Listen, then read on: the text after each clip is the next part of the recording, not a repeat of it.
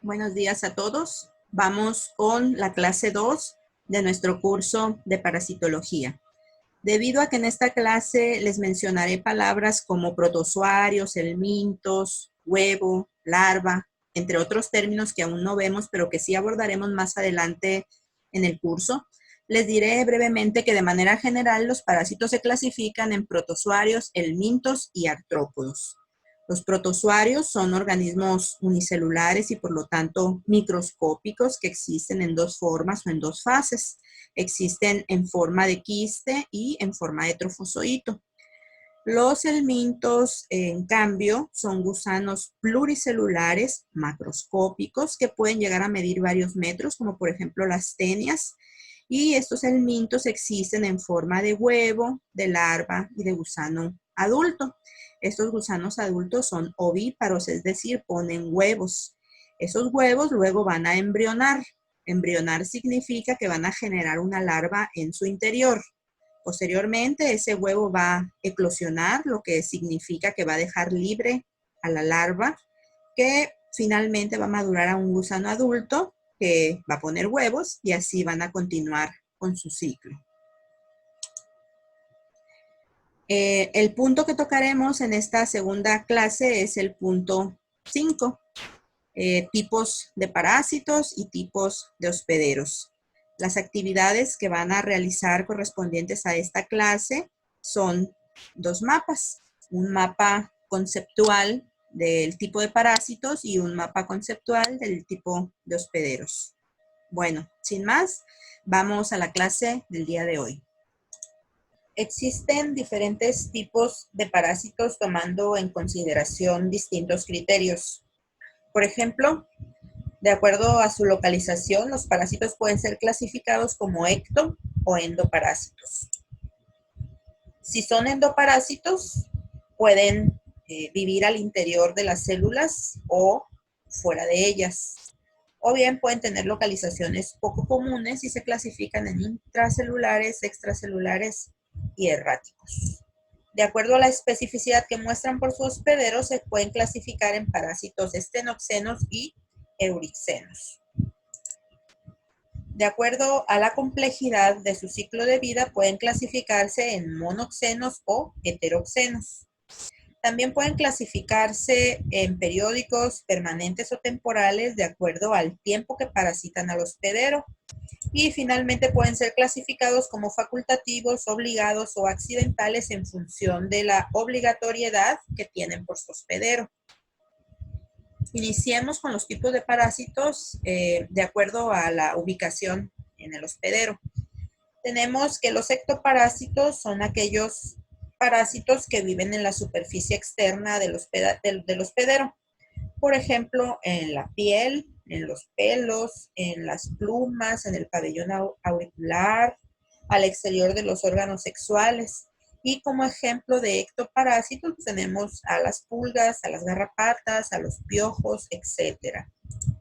Los endoparásitos son aquellos parásitos que se localizan en el interior de sus hospederos, como por ejemplo las tenias, giardia, tricomonas, estrongiloides, trichuris, ascaris y una gran cantidad de parásitos más. Ahora bien, un endoparásito puede ser intracelular cuando crece y se reproduce al interior de las células. Y como ejemplo tenemos a los amastigotes, que es una fase del parásito Leishmania, los cuales se reproducen dentro de los macrófagos, por eso se consideran parásitos intracelulares. Otro ejemplo de parásito intracelular lo constituye el género Plasmodium. Estos parásitos crecen y se multiplican al interior de los eritrocitos. Por el contrario, los trofozoitos de entameba histolítica se localizan adheridos a la mucosa intestinal y no dentro de una célula, y de estos parásitos se dice que son extracelulares. Los parásitos de tipo errático son aquellos parásitos que pueden localizarse en una zona anatómica del hospedero que no es en la que habitualmente se localizan. Por ejemplo, fasciola hepática tiene como órgano blanco al hígado, pero en algunas ocasiones puede localizarse erráticamente en el pulmón. Otro ejemplo es Paragonimus mexicanus, que tiene como órgano blanco al pulmón, pero en algunas ocasiones erráticamente puede ser localizado en cerebro.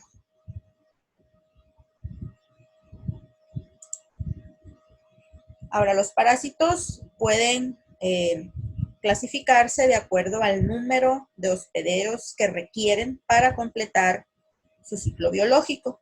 Y el número de hospederos que requiere va a estar en relación directa con la complejidad del ciclo. O sea, a mayor número de hospederos, mayor complejidad del ciclo biológico. Cuando los parásitos completan su ciclo de vida en un solo hospedero, se clasifican como monoxenos. Ejemplo de parásitos monoxenos son Giardia, Hymenolepis nana, Trichuris trichura, entre otros. Ahora, los que requieren 2 o más hospederos para completar su ciclo de vida se denominan heteroxenos. Y como ejemplo de estos parásitos tenemos a Fasciola hepática, a Hymenolepis diminuta, al género Plasmodium, entre otros. En esta imagen tenemos un parásito de tipo monoxeno, el cual es Enterobius vermicularis. Este parásito entra al hospedero humano en su fase de huevo, ¿sí? Al interior del hombre, ese huevo eclosiona. Eso quiere decir que el huevo se rompe y sale una pequeña larva. Esa larva va a madurar a gusano adulto y posteriormente ese gusano adulto, al realizar la cópula, va a poner huevos. Esos huevos van a salir del hospedero arrastrados con las heces para parasitar a nuevos individuos. Entonces, podemos observar que Enterobius vermicularis usa solamente un hospedero para poder completar su ciclo de vida y por lo tanto se considera un parásito monoxeno. En cambio, Fasciola hepática es un parásito heteroxeno porque para poder desarrollarse requiere más de un hospedero. Entre esos hospederos está el ganado vacuno o el ganado ovino.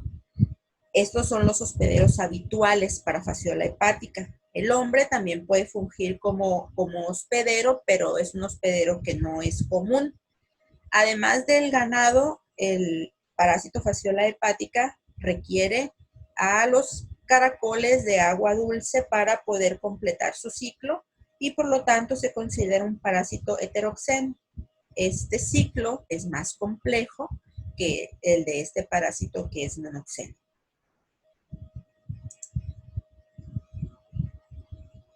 De acuerdo a la especificidad que muestran por su hospedero, los parásitos pueden clasificarse en estenoxenos y en eurixenos. ¿Pero a qué nos referimos con especificidad? Bueno, aquí nos referimos al número de especies diferentes que pueden parasitar. Si los parásitos muestran una especificidad muy estricta por un hospedero, es decir, parasita a pocas especies de hospederos, a ese parásito se le va a clasificar como estenoxeno. Ejemplo de parásito estenoxeno es Entamoeba histolítica. Entamoeba histolítica utiliza como hospedero solamente al hombre, al perro y a los primates. Otro ejemplo de parásito estenoxeno sería Ascaris lumbricoides, que tiene como hospedero solamente al hombre.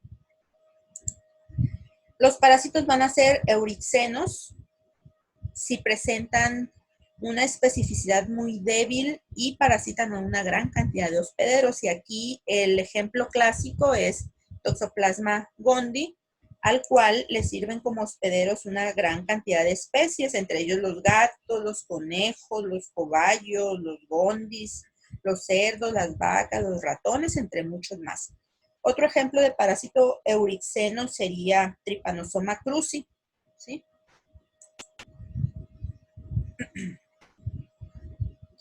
Ahora bien, si un parásito forzosamente depende de uno o de más hospederos para poder desarrollar su ciclo de vida, se dice que es un parásito obligado. Ejemplo de parásito obligado es el género Plasmodium, el cual para completar su ciclo de vida, todas las fases de su ciclo de vida van a estar dentro de un hospedero, ya sea el hombre o ya sea el mosquito. Este es un parásito obligado, además de ser un parásito heteroxeno, ¿no? Porque está utilizando dos hospederos. Si un parásito puede hacer vida libre, pero también puede desarrollarse como parásito porque las circunstancias le favorecen, se va a considerar un parásito facultativo. Por ejemplo, Strongyloides stercoralis es un parásito que puede desarrollarse y completar su ciclo en los charcos. Sí, ahí puede desarrollarse haciendo vida libre. Pero si el parásito entra en contacto con la piel humana, este parásito puede introducirse y vivir como un parásito. Si en condiciones normales un parásito hace vida libre, pero accidentalmente llega a un hospedero y puede adaptarse y alimentarse de él, se va a considerar un parásito accidental. Es el caso de Naegleria y de Acanthameba, que son consideradas amibas de vida libre.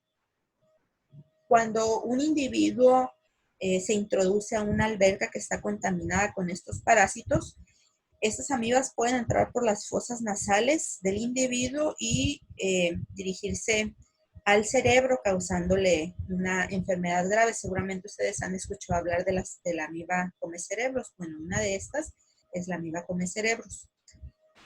Si ustedes analizan bien esta diapositiva, se van a dar cuenta que la definición de parásito facultativo y accidental es muy parecida. La diferencia básicamente entre un parásito facultativo y uno accidental es que el accidental se encuentra en un hospedero poco común o poco habitual. Esa es básicamente la diferencia. Ahora bien, de acuerdo al tiempo que parasitan al hospedero, los parásitos se pueden clasificar en temporales, periódicos y permanentes. Si el parásito se establece en el hospedero únicamente durante el tiempo que necesita para poder alimentarse, se va a clasificar como temporal. Y un ejemplo clásico de este tipo de parásitos pues, son las pulgas. Los parásitos periódicos son aquellos que viven en un hospedero gran parte de su ciclo de vida, pero no completamente. Es decir, alternan la vida libre con la vida parasitaria. Y el ejemplo clásico también aquí es Strongyloides. Un parásito permanente va a ser aquel que vive en el hospedero durante todo su ciclo de vida. Y otra vez, Plasmodium es un ejemplo de este tipo de parásitos. Ahora bien, vamos a recordar la definición de hospedero antes de ver los tipos de hospederos que existen. Un hospedero es un organismo que aloja al parásito y que permite su sobrevivencia al proporcionarle todo lo que necesita el parásito para crecer y reproducirse. Un hospedero puede ser cualquier ser vivo simple o complejo, vertebrado o invertebrado, incluyendo por supuesto al hombre, ¿no? Que puede también fungir como un hospedero. Los tipos de hospederos que existen son estos que ustedes ven aquí. Los hospederos pueden clasificarse como hospederos definitivos, intermediarios, completos, paraténicos y accidentales. Existen dos definiciones diferentes para los hospederos definitivos y para los hospederos intermediarios, dependiendo del tipo de parásito que alojen, es decir, si es un protozoario o si es un helminto, el parásito al que están alojando. Si hablamos de que un hospedero definitivo aloja a un helminto, ese hospedero definitivo se definirá como aquel hospedero en el que el parásito alcanza su madurez, su estado adulto. Y si hablamos de que alberga a un protozoario, un hospedero definitivo es aquel hospedero en donde el parásito se reproduce de manera sexual. En el caso del hospedero intermediario, será aquel que aloja a las formas larvarias de los parásitos helmintos. O bien, un hospedero intermediario es aquel en el que el protozoario se multiplica de manera asexual. Un hospedero completo va a ser aquel que funge como hospedero definitivo e intermediario, es decir, que puede alojar tanto a la fase adulta como a la fase larvaria del helminto, o bien es donde el protozoario puede reproducirse tanto de manera sexual como asexual.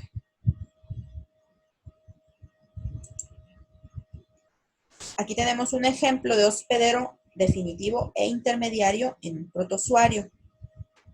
Ese protozoario es Plasmodium.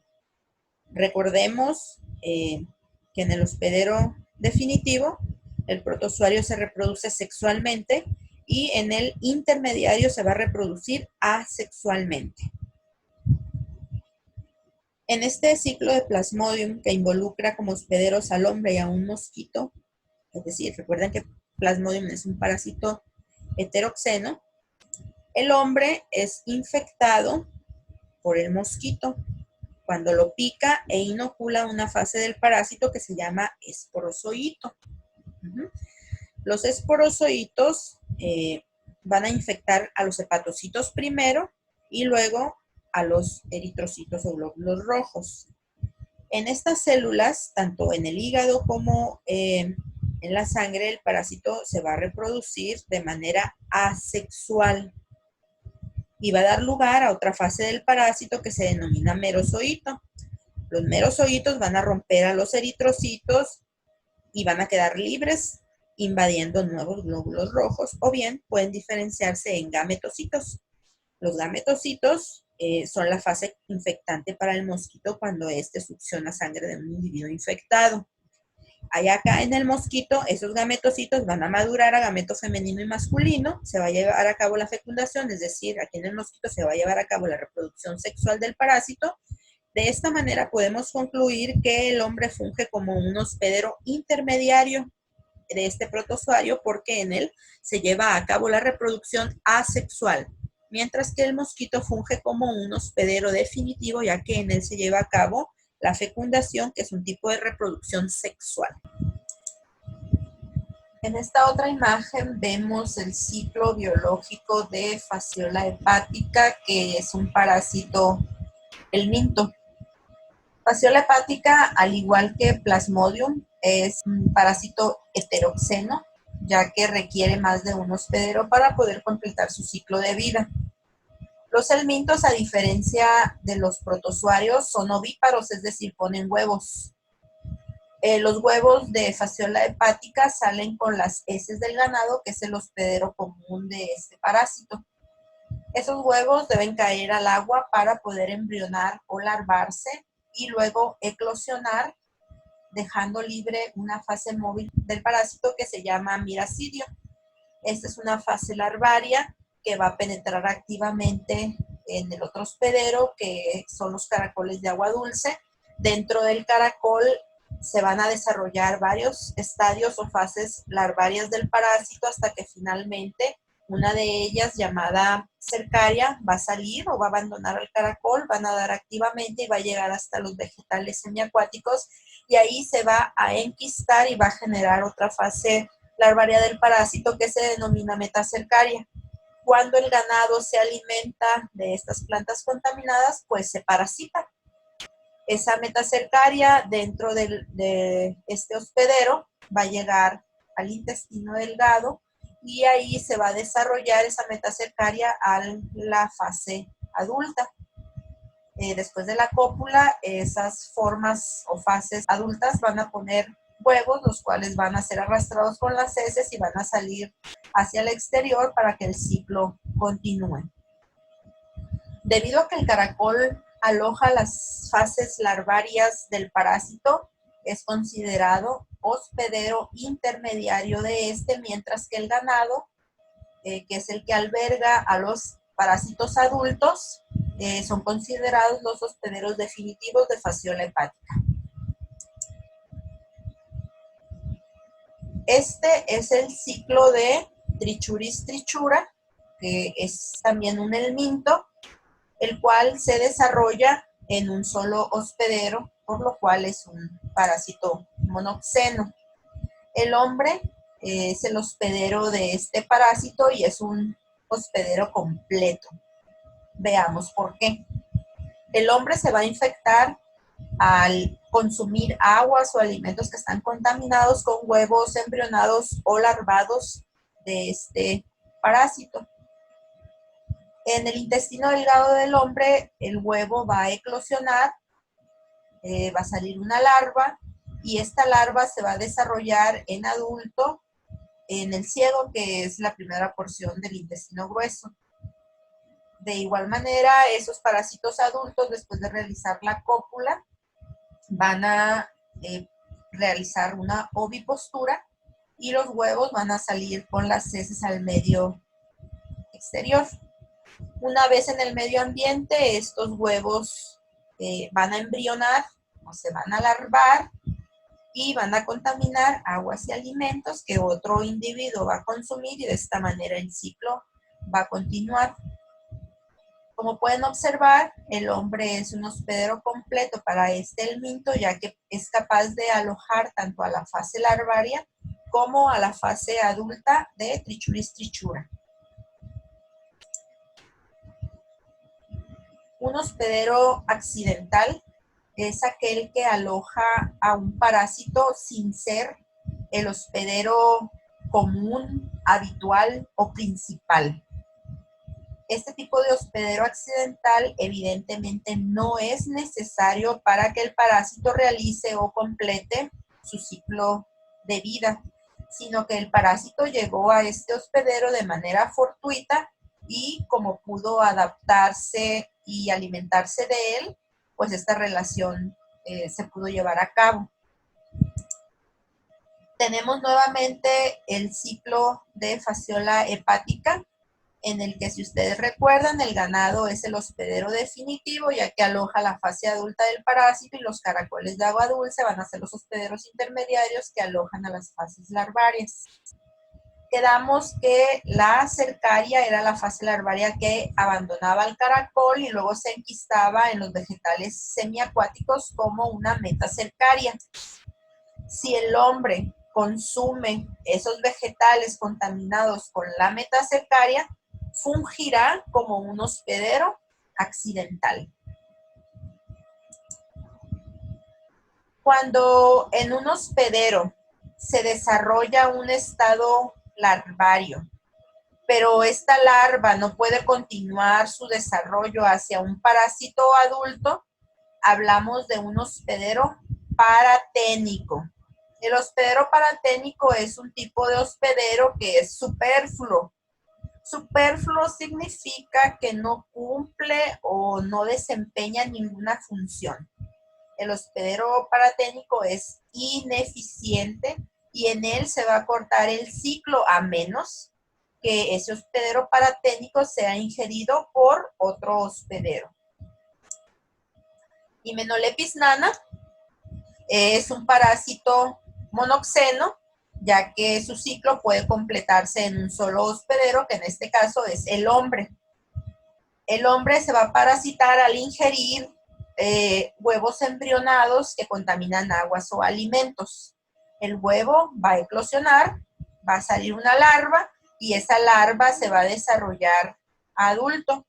Ese adulto va a poner los huevos que van a salir con las heces y que luego van a contaminar aguas y alimentos para que el ciclo continúe al ser ingeridos por otro individuo.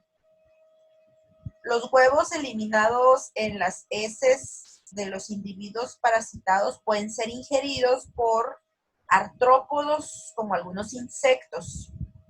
Y en ellos, en esos insectos, se va a desarrollar el estado larvario, pero el desarrollo del parásito ya no va a continuar hasta un adulto, hasta un parásito adulto.